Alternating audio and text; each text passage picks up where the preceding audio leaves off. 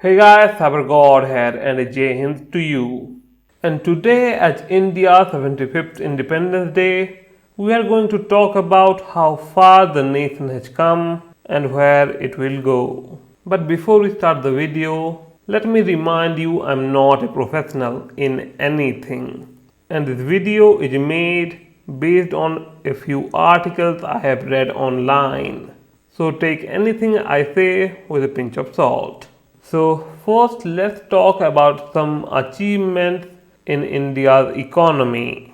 Now, just recently, India has regained its title as the fifth largest economy in the world. And I said regained because India had gained the title in 2019 as well, but lost it due to pandemic. But just recently, according to some relatively trustworthy reports, India has regained its title as the fifth largest economy in the world and is doing a great amount of stuff to make it go higher, like doing massive projects on infrastructure.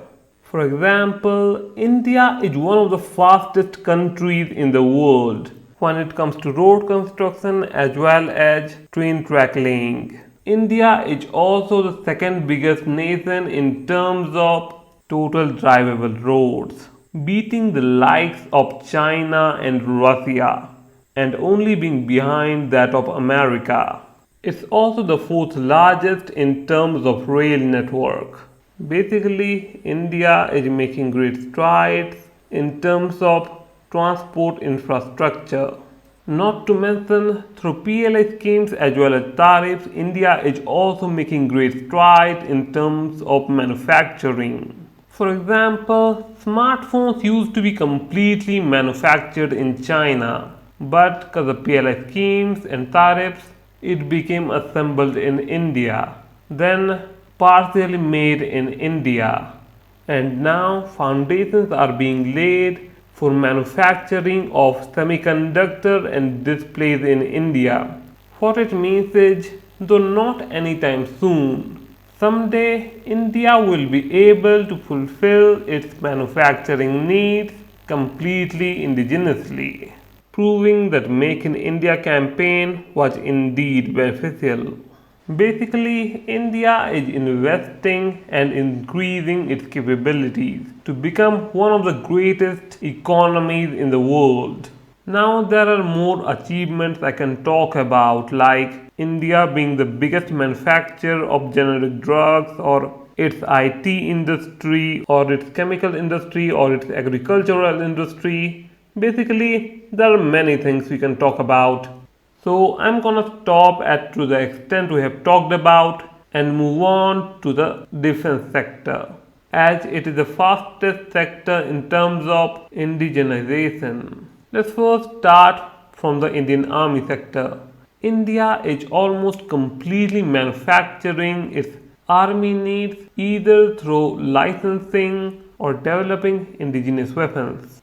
Don't get me wrong though, there are still a lot of stuff that are not made in India, but something is either being done about them or they are just not necessary enough to require immediate indigenization. Not to mention, India has also developed enough to have a completely independent missile sector. Now, that doesn't mean that India has the best missile in every missile sector.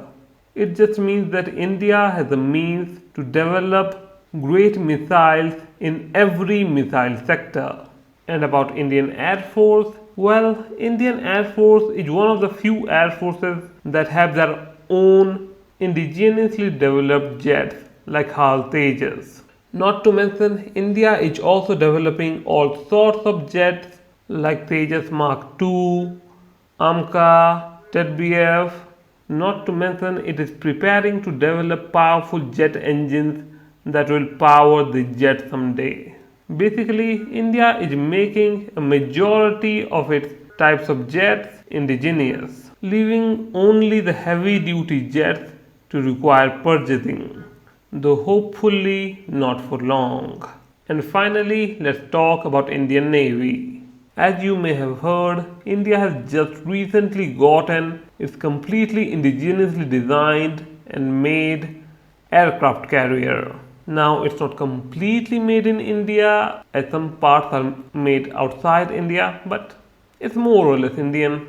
Not to mention, India has also gained relative independence from corvette to destroyer class ships, leaving only the submarines to require indigenization.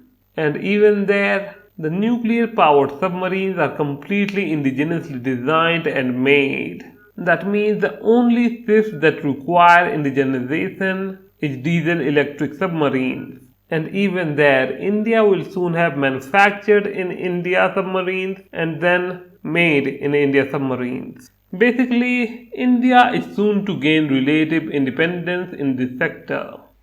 And finally, let's talk about some of India's major achievements, which are online access to a majority of Indian citizens. Now, this may not have happened because of Indian government, but this did happen.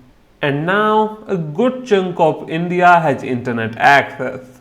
Then we have India's online payment ecosystem, a place where just a decade ago we used to be behind most other countries, including countries that are much smaller than us. But now, through UPI and RuPay, we are significantly ahead than every other country. And finally, our biggest achievement, we are currently generating unicorn companies faster than any other country, making India one of the best business oriented companies. And those were some of India's biggest achievements in different sectors. Make no mistake though, there are some problems that, if not addressed, may soon bring India to ruins. For example, as I said, India has the second highest amount of roads. But when it comes to paved roads, India has the third highest. And in terms of rail network, even though India is fourth, we are significantly behind countries like China and America in rail network. And even though we have a very quickly growing economy, the wealth gap between the rich and the poor of India is the most concerning thing about India's economy right now, that has a high chance of bringing Indian economy to ruins. And even though the indigenization of India's defense sector is fast, India's defense sector does have a past tendency of late deliveries. And that is also one of the biggest problems Indian defense sector is facing right now. Basically, just like everything, India's achievements are not without flaws as well. But things are being done about them as well, or at least I hope they are being done. I mean, we can't really be sure because that's going into the politics sector, and nobody ever truly knows what's going on into the politics sector. So that's all about India's achievements I wanted to talk about. But before I finish the video, I just want to make a small prediction about our future when we hit the triple digit in our age. Basically, when we become 100. Basically, by the time we become 100, we will be at least the third largest economy in the world, and by a significant margin as well. Like by the time we become 100, we will be at least $20+ trillion economy. We will also be one of the largest manufacturers in the world and would be exporters to countries in Europe as well as Africa. We would have also indigenized 90+% of critical military equipment. Basically, by the time we become 100, we would be independent both militarily as well as economically. And that is a dream every Indian wants. And with that, the video has come to an end. If you like the video, hit the like button. Please subscribe. It shows that somebody is watching. And Alvida.